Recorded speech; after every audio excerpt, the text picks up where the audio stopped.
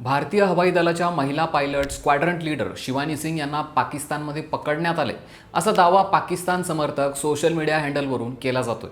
शिवांगी सिंहने जेटमधून उडी मारली, त्यानंतर तिला पाकिस्तानने ताब्यात घेतलं।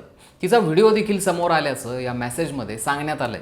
पण हा दावा खोटा आहे। PIBने या व्हायरल मेसेजनंतर फॅक्ट चेक केली। या फॅक्ट चेकमध्ये हा मेसेज खोटा असल्याचं सांगितलं जातंय। भारताची कोणतीही पायलट पाकिस्तानच्या ताब्यात नाहीये। पाकिस्तानी सोशल मीडिया खोटे दावे करतंय।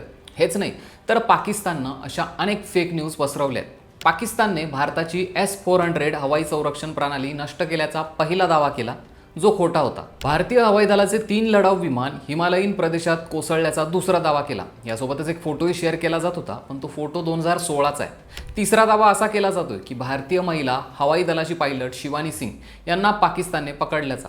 पण स्क्वॅड्रन लीडर शिवानी सिंग पूर्णपणे सुरक्षित आहे आणि अशी कुठलीही घटना घडलेली नाहीये। PIB फॅक्ट चेकने पाकिस्तानचे सगळे दावे खोडून काढलेत।